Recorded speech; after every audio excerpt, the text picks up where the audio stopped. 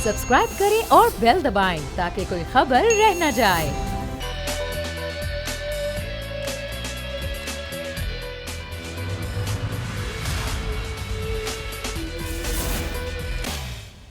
बिस्मिल्लाहिर्रहमानिर्रहीम, अस्सलाम वालेकुम। प्रोग्राम में मैं सुमैया रिजवान आपको वेलकम कहती हूँ। नाजरीन, NA 249 कराची का हल्का जिसका इंतखाब 29 अप्रैल को होना है, ये हल्का जो कि एक बहुत पुराना हल्का है कि कई इलाके जो हैं वो जब शामिल हुए इस हल्के में तो सबसे पहले जो इंतखाब हुआ वो 97 में हुआ था। और बहुत सारे लोग ये बात जानते भी हैं और बहुत सारे लोग नहीं भी जानते कि अभी के वज़ीर आज़म इमरान खान ने पहली बार इस यानी कि इस हल्के से चिराग के जो निशान था उस पर ये इलेक्शन लड़ा था। लेकिन असल बात यह है कि 249 का इलेक्शन जो भी जीते, लेकिन यहाँ के मसाइल कौन हल करेगा। जब फैसल वाडा यहाँ से मुंतखब हुए तो लगा यूँ था कि जब उन्हें वज़ीर आबी वसाइल बनाया गया तो वो यहाँ के पानी का मसला हल करेंगे। यहाँ के इलाके के मसाइल इतने ज़्यादा हैं कि यहाँ के लोग अक्सर कभी नीले कनस्तर, कभी बाल्टियाँ, कभी दीगर बर्तन लेके पानी भरते हुए नज़र आते हैं। ना इन इलाकों में पानी है, ना यहाँ सेवरेज के मसाइल हल हुए हैं, ना यहाँ उठाया गया है, ना यहाँ पर पार्क्स हैं, बल्कि एक अस्पताल है जो कि फ़ाल नहीं है। गवर्नमेंट का अस्पताल है, अच्छी इमारत बनी हुई है, लेकिन उसके बावजूद ये अस्पताल फ़ाल नहीं है, एक्टिव नहीं है। यहाँ के लोगों का कहना है कि हमारा सबसे बड़ा मसला पानी का मसला है और ये पानी का मसला उनको उम्मीद हो चली थी कि फैसल वाडा हल कर सकेंगे, लेकिन अफसोस के साथ वो भी हल नहीं कर सके। अब मुस्तफ़ा कमाल और मिफ्ता इस्माइल, इन दोनों के दरमियान असल मुकाबला देखा जा रहा है और मुस्तफ़ा कमाल का ये कहना है कि मैं यहाँ के मसाइल ज़्यादा बेहतर समझता हूँ। पहले भी हमने यहाँ पे पार्क्स बनाए, रोडें बनाई, यहाँ के मसाइल हल किए और अब भी हम यहाँ के मसाइल हल कर सकते हैं, लेकिन वो कैसे हल करेंगे और उनके पास एक ऐसा क्या जादू का चिराग है कि अगर वो आ जाएंगे जीत कर तो वो यहाँ के मसाइल हल कर देंगे। वो मसाइल जो कि हुकूमत में रहते हुए फैसल वाडा हल नहीं कर पाए, वज़ीर आबी वसाइल होते हुए वो हल नहीं कर पाए, वो यहाँ के मसाइल कैसे हल करेंगे, ये एक बहुत बड़ा सवाल है। और इसी पर बात करने के लिए यहाँ से हमारे जो मेहमान हैं, जो कैंडिडेट्स हैं, वो मौजूद हैं। तो पाकिस्तान तहरीक इंसाफ के कैंडिडेट हैं अमजद आफरीदी साहब, वो हमें ज्वाइन कर रहे हैं, बहुत शुक्रिया आपका। और पाकिस्तान पीपल्स पार्टी से हमारे साथ हैं कादिर खान मंदोखेल साहब, जो कि यहाँ पर पाकिस्तान पीपल्स पार्टी के कैंडिडेट हैं। अच्छा, ज़ाहिर है पहले पाकिस्तान तहरीक इंसाफ के ही कैंडिडेट यहाँ पर जीते और बड़ी सीट थी जी, मियाँ शहबाज शरीफ थे मुकाबले में, उनको हराया था अमजद आफरीदी साहब। आप ऐसा क्या करेंगे? रिकॉर्ड अच्छा है PTI का, लेकिन लोग ये भी कह रहे हैं कि ये सीट इस दफ़ा मुस्लिम लीग नून ले जाएगी और वही पॉलिसी अपनाएगी मुस्लिम लीग नून जो डस्का में अपनाई थी। आपकी क्या तैयारी है और आपको क्या पता है यहाँ के मसाइल का? अच्छा देखिए, 2-4 चीजें मैं क्लियर करना चाहूँ। आपने शुरू में लिया ये जो लोकल बॉडी के मसाइल हैं, जो हल्के ये इलाके के जो मसाइल हैं, जो तबाही हुई है, ये बल्दियाती नुमाइंदों का काम था। जो 4 बल्दियाती नुमाइंदे, चेयरमैन, वाइस काउंसलर, वो नून लीग के थे इस हल्के 249 से। अच्छा। आप समझा नहीं पा रहे। आपने जो लिया ना शुरू से फैसल वाडा साहब का जिक्र इसलिए किया, वफाक के नुमाइंदे थे, हमेशा यही एक गिला रहता है सूबाई हुकूमत को, वफाक हमें बजट नहीं देता, हमें फंड्स नहीं देता कि हम यहाँ के मसाइल हल कर सकें। इसको उसी से मैंने जोड़ा है, वफाक का नुमाइंदा बड़ा इंपॉर्टेंट नुमाइंदा होता है सर। देखिए, नहीं KPK की तरह हमने जिस तरह अपने बल्दियाती नुमाइंदों को नहीं, आज आप ये बात कह रहे हैं ना, आपको याद होगा 2018 के इलेक्शन से पहले ढेर कचरे के ढेर में बैठ के उन्होंने वहां से इलेक्शन कैंपेन चलाई थी। तो कर रहे थे ना जी, आप मुझे बात करने देना, मुझे लिया था, मुझे सुनने में, तो आपको सुन रहा था। अच्छा, पहली बात तो ये है, ये लोकल बॉडीज के ये काम होते, सेवरेज का, गटर का, MNA MPA का काम होना। सूबाई हुकूमत के काम थे उनको फंड देने, बल्दियात को उन्होंने फंड नहीं दिए, तबाह हाल हो गया, बल्दियात कोई काम नहीं हुआ। खैर फिर भी हमारी वफाक ने जब इन्होंने कुछ नहीं दिया तो वफाकी हुकूमत ने 40 से 50 करोड़ के फंड दिए गुज़श्ता 2.5 सालों में। अच्छा, जो 20 साल से जो काम नहीं हुआ था, इलाके के लोग मुतासिर थे, वो हमने शुरुआत कराई।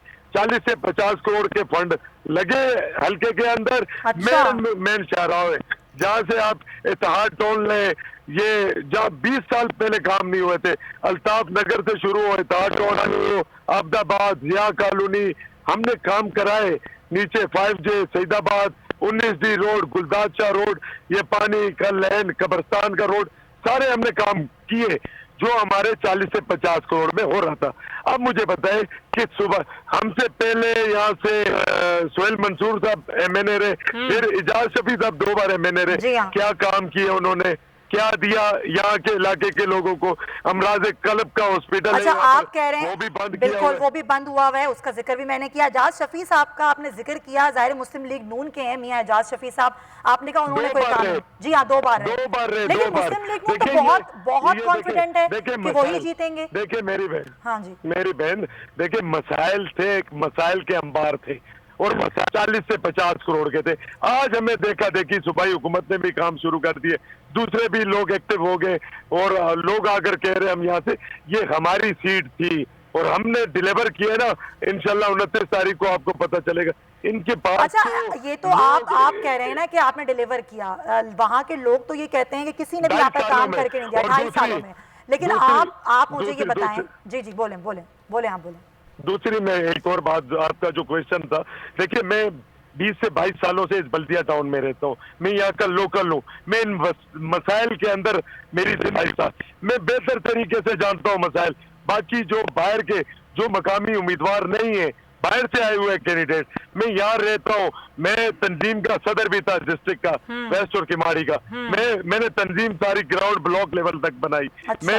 मैंने यहाँ के मसाइल पर काम किया, हमने राशन तकसीम किया, हमने एहसास इमरजेंसी के जरिए हमने 12-12 हजार रुपए लाखों लोगों को दिए पूरे कराची के अंदर, हजारों की तादाद में हमने।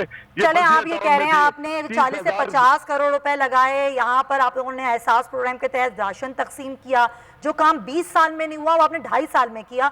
चले ठीक है, देख लेंगे, वो तो 29 अप्रैल को पता चल जाएगा। मंदोखेल साहब, पाकिस्तान पीपल्स पार्टी, मुस्लिम लीग नून, किसी ने काम नहीं किया इन 20 सालों में। 2.5 साल में जो काम हुआ है वो पाकिस्तान तहरीक इंसाफ ने किया है, और अभी अमजद आफरीदी साहब ये कह रहे हैं कि 40 से 50 करोड़ रुपए हमने लगाए हैं, आप लोगों ने, मुस्लिम लीग नून ने कोई काम नहीं किया, तो फिर कैसे श्योर है कि आप जीत जाएंगे?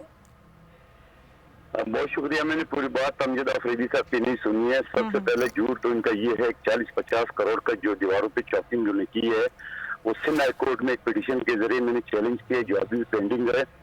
जहाँ PWD का एक्शन आया था, उसने कहा सिर्फ 15 करोड़, और वो 15 करोड़ के भी पानी में बह गया, फुटेज सिंध हाई कोर्ट में मौजूद है। अच्छा। इसके अलावा इसी काम के अब आगे इसी काम का मैं रेफरेंस के लिए वकील दलाल के साथ बात करूंगा, और इसी अमजद आफरीदी साहब ने इंक्वायरी कमेटी बनाई है, फैसल वाडा साहब और मलिक शहजाद साहब, उन्होंने करप्शन किए तरक्याती कामों में, वो इंक्वायरी कमेटी इन्हीं की बनी हुई है। आपको प्रोग्राम प्रोड्यूसर को मैं उसको व्हाट्सअप कर लेता हूँ। नंबर 1 बात।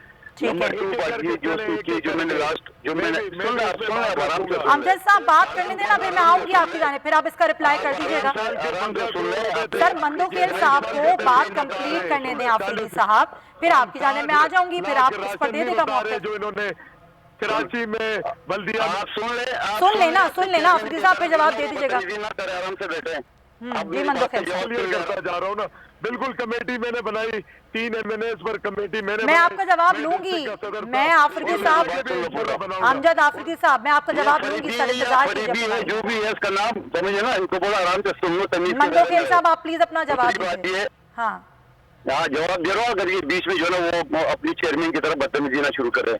दूसरी बात मैं तो बात कर रहा हूँ यार, अभी मेरी बात सुन ले।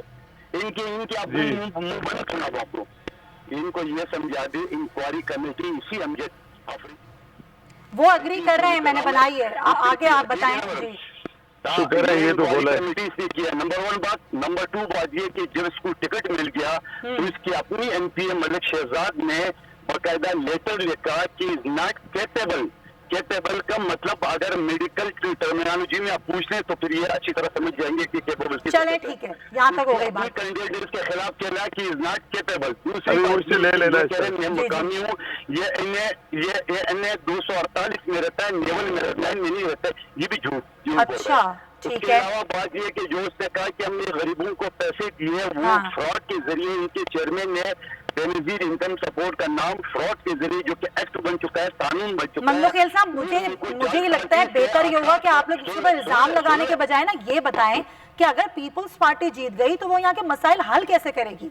ये था मेरा सवाल। ठीक है, अब अगली जुमले पर 1988 के जब एक दहशतगर्द जमात कराची पे काबिज हुआ तो पीपल्स पार्टी को यहाँ मौका नहीं दिया गया, ठीक है।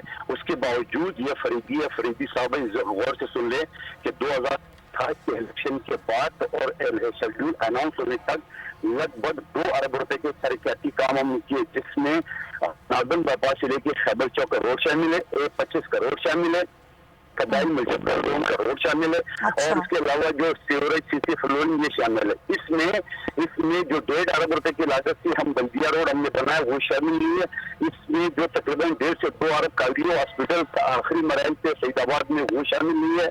साउथ गोल्ड में जनरल हॉस्पिटल जो आखिरी मरहल पे वो शामिल नहीं है, और इसके अलावा करोड़ रुपए के काम पाइपलाइन में है। अच्छा, ये पाइपलाइन की आपने बात की, आपको पता है ना यहाँ का असल मसला पानी का है, तो ये पानी के लिए लोग बड़े दरबदर फिर रहे हैं। पानी नहीं है उनके पास, लाइनों में खड़े होकर पानी भरते हैं।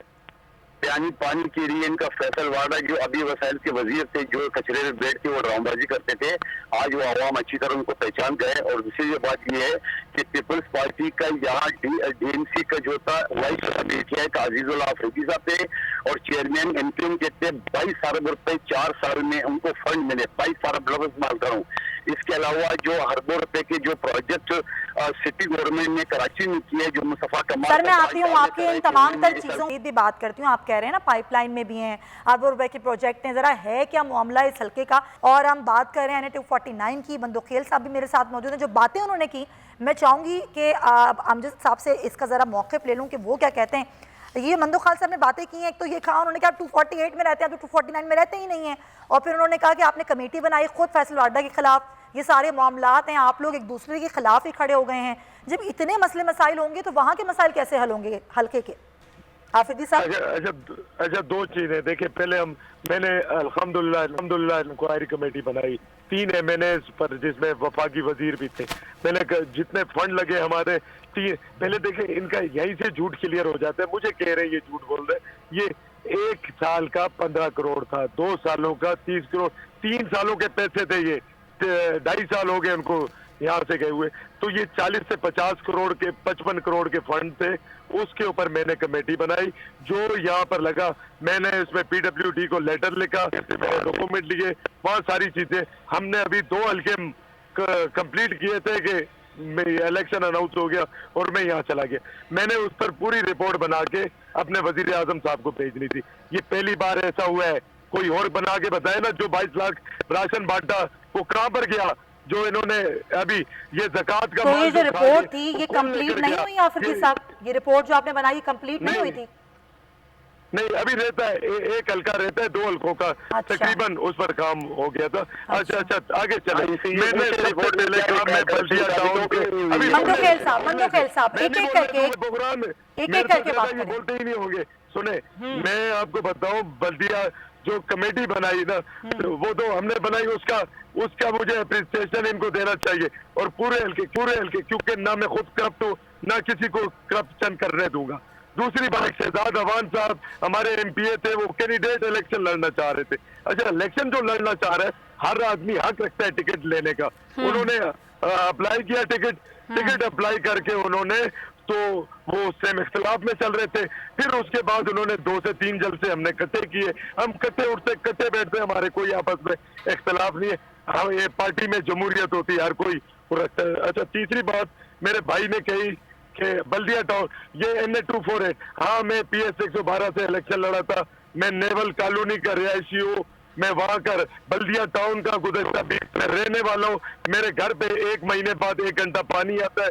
मेरे बच्चे इसी पटनी हॉस्पिटल में जाते हैं, मेरे बच्चे इसी। तो सर ये आपसे बेहतर कोई समझ नहीं सकता जब आप इन मसाइल से खुद नब्ज़ आज़माएं। तो हाँ, यहाँ रहता हूँ, मुझे यहाँ के तो ये तो जो गंदा पानी मिला हुआ है लाइनों में, अब जाहिर लोगों को अगर साफ पानी ही नहीं मिल रहा तो सबसे बुनियादी तो मामला यही है ना, यही चीज है सबसे बड़ा मसला। हुकूमत जो कह रही है 2.5 अरब रुपए, ये मेरे भाई कह रहे हैं, और 2.5 अरब रुपए कहाँ लगे बिलावल हाउस के आसपास। चले अब ये इस चीज का फैसला आप लोग बाद में कर लेगा कि 2.5 अरब रुपए कहाँ लगे, लेकिन अभी आप ये फोकस करेंगे अगर आप जीत गए तो मसाइल कैसे करेंगे।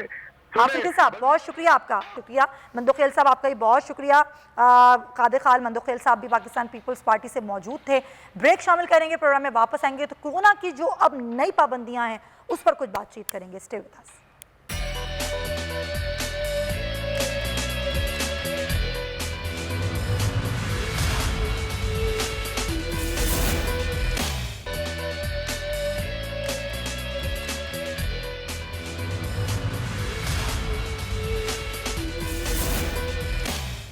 वेलकम बैक जनाब। कोरोना के केसेस बढ़ने के पेश नज़र SOPs पर अमल दरामद के लिए फ़ौज की मदद लेने का फैसला किया है। आज वज़ीर आज़म ने भी इस पर खिताब किया और बताया कि नई SOPs जो हैं वो मज़ीद ज़ाहिर है उस पर अमल भी करना है। नए जो इक़दामात हैं, मज़ीद सख्तियाँ जो हैं वो की जा रही हैं और ये कोरोना वायरस के जो केसेस बढ़े हैं उसके पेश नज़र हुकूमत की जानिब से ये पाबंदियाँ आयद की गई हैं। तो NCOC के इजलास में अहम फैसले किए गए और हुकूमत ने ईद तक जो आउटडोर डाइनिंग थी उस पर भी पाबंदी आयद कर दी है। पहले इंडोर डाइनिंग पर पाबंदी थी, अब आउटडोर डाइनिंग पर भी पाबंदी है। आवाम को सिर्फ और सिर्फ टेक अवे की इजाज़त होगी और ईद तक ये फैसला किया गया है।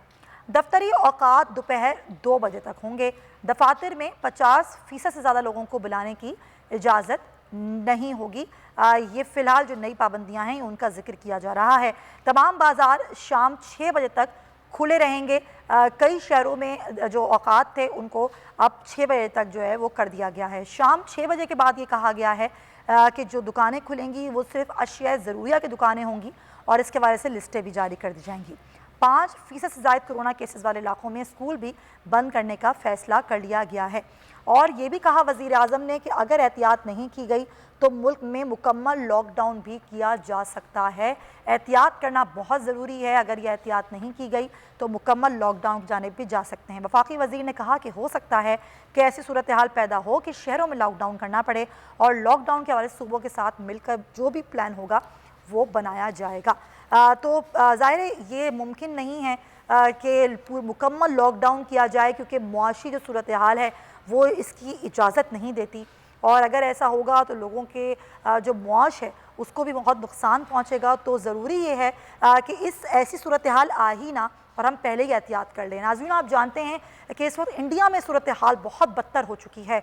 यौमिया जो केसेस हैं वो 3 लाख से तजावुज़ कर गए हैं। हज़ारों की तादाद में वहाँ पर अमवात हो रही हैं। ऑक्सीजन वहाँ पर ख़त्म हो चुकी है और ट्विटर पर भी टॉप ट्रेंड है और लोग जो पाकिस्तान के हैं वो भी हमदर्दी पर जो हैं वो ये कहते हुए नज़र आए हैं कि पाकिस्तान मदद करे, पाकिस्तानी हुकूमत मदद करे इंडिया की, जो इंडिया में सूरत हाल है। वज़ीर आज़म ने आज इसका जिक्र भी किया कि अगर हमने एहतियात ना की तो इंडिया वाली सूरत हाल भी खुदा ना खास्ता हमारे मुल्क में हो सकती है और हमारे अस्पतालों पर पहले ही बहुत प्रेशर है। अस्पताल वैसे ही प्रेशर का जो है वो सामना कर रहे हैं। अगर हमने एहतियात नहीं की और इस तरह रश वाली जगहों पर जाते रहे, मास्क का इस्तेमाल नहीं किया तो ये सूरत हाल खुदा न खास्ता ख़राब भी हो चुकी है। हम जानते हैं कि आप लोग थक चुके हैं मास्क पहन के, बार बार कोरोना का जिक्र सुन के, ये सुन के हुकूमत की तरफ से, मीडिया की तरफ से कि मास्क लगाएं, एहतियात करें। मुझे पता है कि आप लोग बहुत थक चुके हैं ये बातें सुन के, लेकिन ये बहुत ज़रूरी भी हैं। अगर आपने एहतियात ना की तो सूरत हाल ख़राब हो सकती है। डॉक्टर साहब हज़रत हमारे साथ मौजूद हैं, डॉक्टर साहब मौजूद हैं हमारे साथ जी। डॉक्टर अब्दुल बारी साहब भी हमारे साथ हैं। डॉक्टर अशरफ निज़ामी ज्वाइन कर चुके हैं। डॉक्टर अशरफ निज़ामी साहब, पहले भी पाकिस्तान मेडिकल एसोसिएशन के चेयरमैन की हैसियत से आपने जो गुफ्तगू की थी, आपने बताया ख़त लिखा है NCOC को और ये कहा गया है कि जो सूरत हाल है ये ख़राब हो सकती है। आज खुद हुकूमत ने इस बात का आदा किया और ये समझा कि वाकई सूरत हाल बिगड़ सकती है और अब काफ़ी पाबंदियाँ लगाई गई हैं। आपके ख्याल में क्या शहरों में मुकम्मल लॉकडाउन इसका हल है या फिलहाल जो पाबंदियां लगाई गई हैं उससे सूरत हाल कंट्रोल हो सकती है? बहुत बहुत शुक्रिया। देखिए जी, मैं समझता हूँ कि बदकिस्मती है कि हुकूमतें और अफराद जो हैं ज़ाती तौर पे खुद तजर्बे करने चाहते हैं, वो तारीख से नहीं सीखते। ये जितनी अब हम कहते हैं कि हमारे हमसाया मुल्क इंडिया के अंदर हालत है, उनका भी रहन सहन वैसा ही है जैसा हमारा है। इससे पहले हम लोग ये देख चुके हैं कि अमेरिका के अंदर क्या हुआ, बरतानिया के अंदर क्या हुआ, स्पेन के अंदर क्या हुआ, इटली के अंदर क्या हुआ, और ये वो हुकूमतें और वो मुआशरे थे जिन्होंने वैसे ही कोरोना को लिया जैसे कि ये नॉर्मल हो। अब जबकि चाइना जहां से ये जिंदगी बिल्कुल नॉर्मल है, ऑस्ट्रेलिया जहां पे ये सारी स्ट्रेन्स आई और उन्होंने इसका मुकाबला किया और मुआशरे को बेहतर तरीके से रखा, वो लोग भी अब मास्क पॉलिसी से भी हट गए हैं कि मास्क लगाने की भी वहां पे जरूरत नहीं है। हैविंग सेड, मैं ये समझता हूँ और ये मेरा मतलब कन्विक्शन है इस बात के साथ कि हुकूमत बहुत देर से फैसले करती है। हुकूमत जो है और NCOC जो है, मैं समझता हूँ कि वो बहुत देर से फैसले करती है। अच्छा। और जो फैसले अब कर रहे हैं, और आप जानते हैं कि इस वक्त मुल्क के अंदर बहुत से ऐसे शहर है जहाँ पे हमारा पॉजिटिविटी रेट 75% से भी बढ़ चुका है। माफ करे खुदा, माफ करे कि अल्लाह ताला की रहमत, जो हम समझते हैं कि पहले हमें नहीं इल्म था, हुकूमत को इल्म नहीं था, यहाँ के लोगों को नहीं इल्म था कि पहली वेव के अंदर पाकिस्तान हम क्यों बचे और दुनिया के उस तरह से हमारे साथ वो असरात नहीं हुए जैसे कि दुनिया में देखने में आए थे। बिल्कुल। मैं समझता हूँ and I am very much about it कि वो हमारे मेयर्स थे जो कि हमने अप्रैल मई जून के अंदर दिए पाकिस्तान के अंदर, यहाँ पे स्ट्रिक्ट किस्म का लॉकडाउन हुआ, इम्प्लीमेंटेशन ऑफ लॉ। लेकिन उस वक्त खौफ भी था डॉक्टर साहब, आज लोगों में खौफ नहीं है, लोग थक भी चुके हैं, बेखौफ भी हो चुके हैं। बार बार कोरोना के हवाले से सुन के कुछ लोगों को तो अब तक यकीन नहीं आता कि कोरोना वायरस है। अल्लाह सबको बचाए, महफूज रखे, लेकिन ये वायरस है और जिनको हुआ है वो जानते हैं कि इसकी तकलीफ कितनी है। कई अमवात हो रही हैं और अब पाकिस्तान में भी शरह 11% से बढ़ चुकी है। डॉक्टर साहब साथ रहिएगा।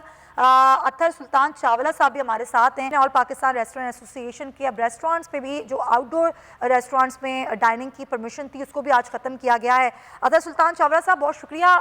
आप किस तरह देख रहे हैं? वैसे ही ज़ाहिर नुकसान तो हुआ है आपके ज़ाहिर शोबे का, लेकिन अभी सूरत हाल ऐसी है कि ये पाबंदी लगानी पड़ी हुकूमत को।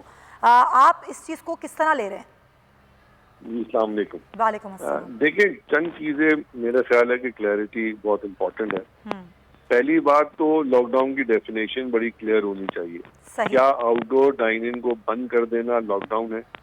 तो ये हम सब समझते हैं कि ये सिर्फ इसको लॉकडाउन नहीं कहते। अच्छा। लॉकडाउन जो पिछले साल लगा था जिससे थोड़ी बहुत बेहतरी आई थी, वो अक्रॉस द बोर्ड लॉकडाउन था। अनफॉर्चुनेटली डे 1 से लेके आज तक, चाहे खौफ था या नहीं था, SOPs हमारे यहाँ फॉर्म में किसी ने भी फॉलो नहीं किए। बिल्कुल। जब तक आप SOPs को ही इम्प्लीमेंट नहीं करवा पाएंगे तो वो कभी भी, कोई लॉकडाउन लगवा लें आप, कुछ भी हो जाए। आज मैं सुबह इस्लामाबाद आया हूँ तो जिस जहाज में आया हूँ उसमें एक सीट खाली नहीं थी। अच्छा। यानी कि हम एक दूसरे के बराबर इतने क्लोज बैठे हुए थे कि एक सीट भी खाली नहीं थी, एक सीट भी।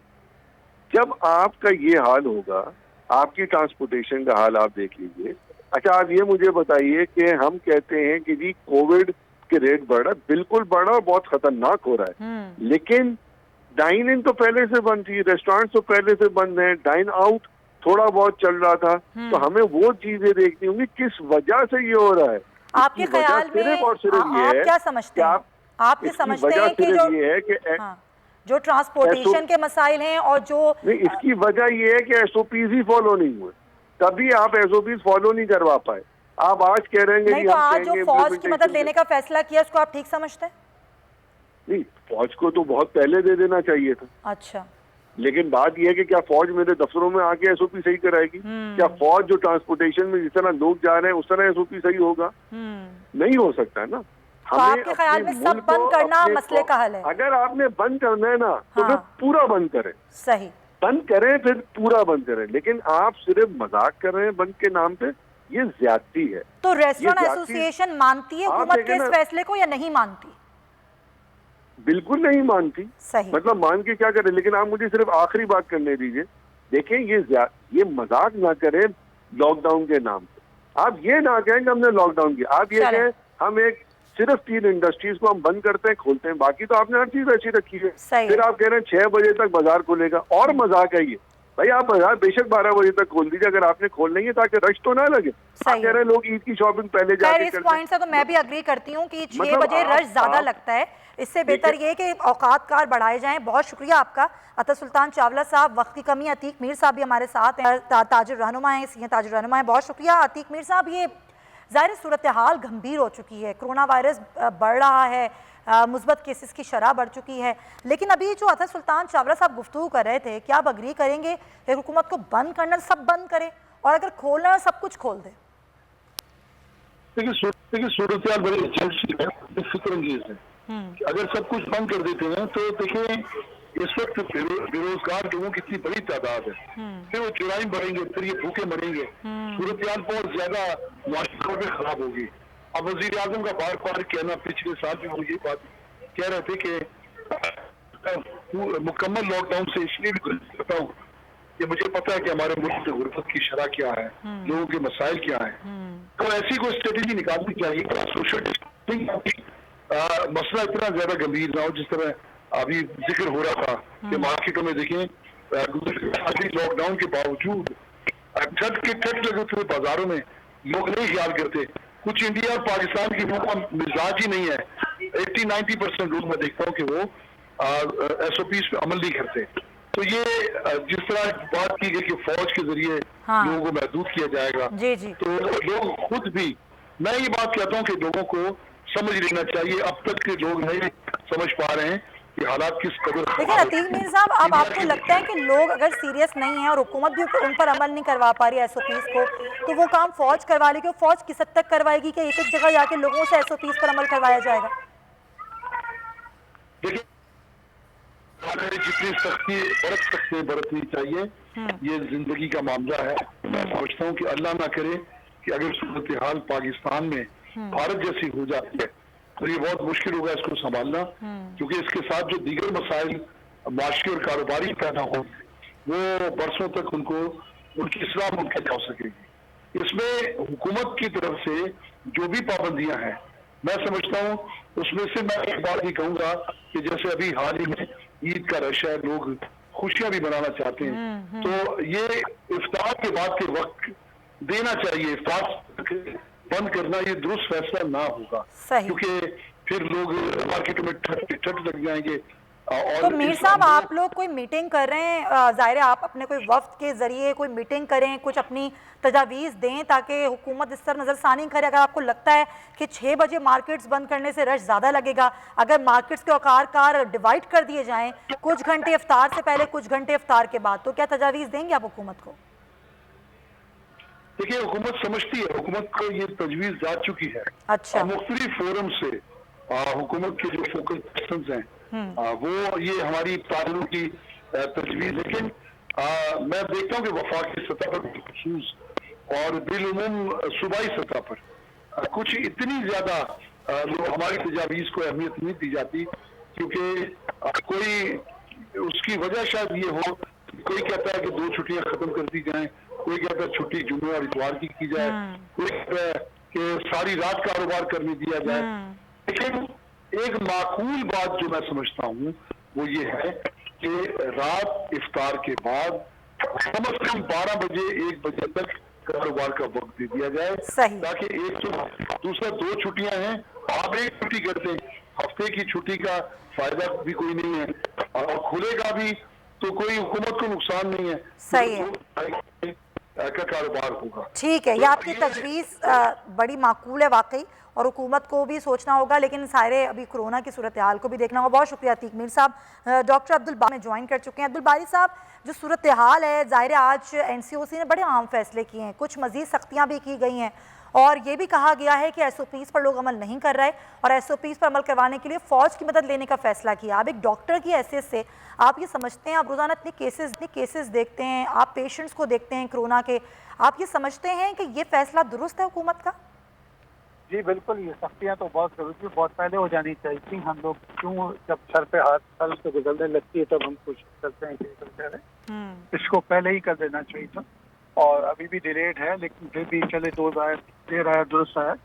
ये जरूरी है क्योंकि जिस तरीके से तेजी से बढ़ रहा है मामला, वो आउट ऑफ कंट्रोल ना हो जाए। आपके पड़ोसी मुल्क में आप हालात देख रहे हैं, कल 3.5 लाख मरीज, ऑक्सीजन की सप्लाई खत्म होकर कम हो गई है, वहाँ पर बेड्स नहीं है, पेशेंट लोग सड़कों पर मर रहे हैं। तो अल्लाह ना करे कि हम भी इस सिचुएशन पर जाएं। अल्लाह से दुआ है कि अल्लाह ताला आफियत दे इस मुल्क के अंदर, लेकिन इसके अंदर हम सबको अपना ख्याल रखना होगा। लेकिन ये डेफिनेटली इसके इम्पैक्ट बिजनेसेस पे भी आते हैं, लेकिन बात यह है कि अगर जिंदा रहेगा तो बिजनेस चलेगी ना। बिल्कुल। डॉक्टर साहब, अभी आपके अस्पताल में क्या सूरत हाल है, कितने मरीज हैं यहाँ पर कोविड के? अभी जो सूरत हाल है वो रोज बरोज बढ़ रही है। अभी पिछले 2 दिनों में तेजी आई है, पहले वैसे 3 महीने से मेरे पास कोई कॉल नहीं आती थी, कल 2 दिन में मेरे पास काफी 2-3 कॉल आना शुरू हो गई है। अब वो जैसे वो पहले वाला माहौल शुरू हो गया है। अच्छा। अभी 10% जैसे आपका ये जो इन्फेक्शियस डिजीज का हॉस्पिटल है, वहाँ 100 से ज्यादा मरीज दाखिल हैं, 150 की कैपेसिटी है, और बाकी हॉस्पिटल्स में अभी आहिस्ता आहिस्ता बढ़ रहे हैं। और वेंटिलेटर की क्या सूरत हाल है आपके पास? वेंटिलेटर की सिचुएशन अभी कोई वो तश्तीश का नहीं है। अच्छा। मेरे ख्याल में 5% लोग वेंटिलेटर पे होंगे। 52 पेशेंट वेंटिलेटर पे हैं, कोई तकरीबन 1500-1700 वेंटिलेटर है हमारे पास। सही। तो इसलिए अभी सिचुएशन ऐसी नहीं है। और अभी भी आज भी डिसीजन हुआ था कि इंटरसिटी उसको पब्लिक ट्रांसपोर्ट को बंद किया जाए। उसके ऊपर अभी कुछ थोड़ा 1-2 दिन मांगे हैं, उनके ऊपर डिस्कशन होगा इसके ऊपर। ठीक है। क्योंकि जब तक फैलने से रोकना जरूरी है। और ये जो है ना वायरस, आपको जैसे पता ही है कि ये कोई 70 गुना ज्यादा तेजी से फैलता है। तो खानदान पूरे इन्वॉल्व हो जाते हैं। ऐसा नहीं है कि डॉक्टर साहब, मैं आखिर में आपसे बस यही पूछना चाहूंगी कि आपके ख्याल में मुकम्मल लॉकडाउन इसका हल है या फिलहाल स्मार्ट लॉकडाउन पर ही रहें? देखें, मेरे ख्याल से तो मुकम्मल लॉकडाउन है। सही। लेकिन ये है कि उसके लिए जैसे आज बात हो रही थी कि उसके लिए पहले कोई प्लानिंग कर ली जाए ताकि लोगों को तकलीफ ना हो। वो एक अलग इशू है, लेकिन उसकी तैयारी आज नहीं कल नहीं, हफ्ते बाद ये करना पड़ेगा। बहुत शुक्रिया डॉक्टर अब्दुल बारी साहब, बिल्कुल सही बात कह रहे हैं डॉक्टर अशरफ निज़ामी साहब कि ऐसी सूरत हाल कि हमें मुकम्मल लॉकडाउन की जानिब जाना पड़े, लेकिन लोग सीरियस नहीं हो रहे। ज़ाहिर मुआश भी बड़ा इंपॉर्टेंट है। अगर लोग रोज़गार नहीं ज़ाहिर करेंगे, काम नहीं करेंगे तो खाएंगे कहाँ से? पहले भी हमने देखा था कि कई लोग बेरोज़गार हुए और उनका कोई करने वाला नहीं था। लेकिन आप डॉक्टर हजरात ज़ाहिर ज़्यादा बेहतर समझते हैं सूरत हाल को। आपका भी यही मौक़िफ़ है जिस तरह डॉक्टर अब्दुल बारी खान साहब कह रहे हैं कि मुकम्मल लॉकडाउन ही इसका हल है? जी, मैं समझता हूँ कि ये हम डिलेड हैं, बल्कि इसका हल सिर्फ और सिर्फ मुकम्मल लॉकडाउन है। अगर मुकम्मल लॉकडाउन की तरफ गवर्नमेंट नहीं जाएगी, जैसे अभी लेट करके, मतलब बारी साहब तो कराची और सिंध के लिए जहाँ पे अल्हम्दुलिल्लाह के अभी केसेस कम है, लेकिन अगर पंजाब और KPK और इस्लामाबाद को देखा जाए तो यहाँ पे 85% जो है हमारी बेड ऑक्यूपेंसी जो है, और बाज़ जगह के ऊपर तो 100% जो है बेड ऑक्यूपेंसी हो चुकी है। अब नाउ मतलब उनकी स्ट्रेंथ बढ़ाई जा रही है बेड्स की। तो इस वजह से we are in a very bad situation, और खुदा ना करे कि हमारे वो सूबा वो भी इस हालत के अंदर आए। लेकिन पंजाब और KPK और इस्लामाबाद टेरिटरी के अंदर ये कोई हालात अच्छे नहीं है। और हुकूमत ने अगर अभी भी मतलब इस हिज्जत से किया कि मुआशियात और मुआशी चीज़ों को देखते रहे, तो मुझे खदशा है कि ये हालात मतलब वैसे ही होंगे जो कि हमारे हमसाया मुल्क के अंदर है, और हमारी कैपेसिटी कतई तौर पे ऐसी नहीं है कि हम इन चीज़ों को कोप अप कर सकें। इससे मतलब हम हमेशा ये बात कहते रहे हैं कि हमने अभी इसी कोविड के साथ जीना है। बड़ी बदकिस्मती है कि हुकूमत आज इतना डिलेड बैठ के ये सोच रही कि हमें क्या करना चाहिए। ये तो हमें सोच कि हमारी मईशत में कैसे चलना है, रोजों को रोजगार कैसे देना है। अगर यहाँ पे ऐसी इमरजेंसी कोई हालत आएगी तो हमें हुकूमत को और मुआशरे को, सोसाइटी को, हमारी NGOs को कैसे काम करना चाहिए। ये तो अभी तक सब चीजें इनके पास इन डिसिप्लिन हो जानी चाहिए थी, इनके एक्शन प्लान मौजूद होने चाहिए थे हुकूमत के साथ। समझता हूँ कि हुकूमत की ये जो मतलब एक मुजरमाना गफलत ही, I am sorry using such word, लेकिन इसके अलावा आपको लगता है कि इसके अलावा कोई और हल नहीं है? वैसे ही बहुत लेट हो चुका है। अशरफ निज़ामी साहब, डॉक्टर अब्दुल बारी खान साहब, बहुत शुक्रिया हजरात का। डॉक्टर्स ये समझते हैं कि कोरोना पर काबू पाने के लिए मुकम्मल लॉकडाउन ही इसका हल है। वैसे ही बहुत कुछ लेट हो चुका है। कराची में क्या सूरत हाल है पेशेंट्स की भी, और SOPs पर कितना अमल हो रहा है? मरियम हसन से जानते हैं। जी मरियम। देखिए, बिल्कुल कोरोना के बढ़ते हुए केसेस के सबब जो है सिंध हुकूमत की जानिब से नोटिफिकेशन जारी किया गया है कि हफ्ते में 2 दिन जो कारोबारी मराकिज़ हैं वो बंद रहेंगे। जुम्मा और इतवार को कारोबारी मराकिज़ बंद रहेंगे, और आज जुम्मा है और आज हम देख रहे हैं कि शहर के तकरीबन तमाम कारोबारी मराकिज़ जो हैं वो मुकम्मल तौर पर बंद हैं। अगर कोरोना SOPs की बात की जाए तो कोरोना SOPs पर किसी तौर पर भी जो है शहरी वो अमल दरामद करते हुए नज़र नहीं आ रहे हैं। हत्ता कि बाज़ारों की बात की जाए या अस्पतालों की बात की जाए या किसी भी पब्लिक प्लेस की बात की जाए तो शहरी जो है ना ही मास्क पहन रहे हैं और ना ही समाजी फासला जो है किसी तौर पर जो है यकीनी बनाया जा रहा है, जिसके सबब मुल्क के दीगर इलाकों में भी जो है केसेस में इजाफा हो रहा है। वहीं दूसरी जानिब कराची में भी गुज़िश्ता 2 हफ्ते के मुकाबले में जो है इस हफ्ते केसेस में इजाफा जो है वो देखा गया है। शहर के 2 अजला में जो है स्मार्ट लॉकडाउन का नफाज भी जो है किया गया है, लेकिन पुलिस और मुताल्लिका जितने भी इदारे हैं वो स्मार्ट लॉकडाउन पर मुकम्मल तौर पर अमल दरामद करने में जो है वो नाकाम नज़र आ रही है। शहरी जो है मुकम्मल तौर पर कोरोना की SOPs की धज्जियाँ उड़ाने में मशगूल अमल जो हैं वो नज़र आते हैं। अलबत्ता जो सीनियर अफराद हैं, जो थोड़े से बाशऊर अफराद हैं, उनका यही कहना है कि हुकूमत जो ठीक है मरियम, शुक्रिया। कराची में यही सूरत हाल है। कराची में क्या शहर शहर यही सूरत हाल है कि लोग सीरियस नहीं हो रहे हैं, बिल्कुल SOPs पर अमल नहीं कर रहे। लेकिन आप ये बात याद रखिए कि अगर आज आपने SOPs पर अमल नहीं किया तो आप ही परेशान होंगे। ऐसा ना हो कि हुकूमत को मुकम्मल लॉकडाउन की जानिब मजबूरन जाना पड़े। तो ऐसे हालात ना आए, इसके लिए हम सबको मिलकर किरदार अदा करना होगा और समझना होगा कि पूरी दुनिया में ही कोरोना एक बार फिर अपनी तबाहकारियाँ जो है वो शुरू कर चुका है। हम सबको अल्लाह महफूज रखे, अपना बहुत ख्याल रखिएगा। अल्लाह हाफ़िज़।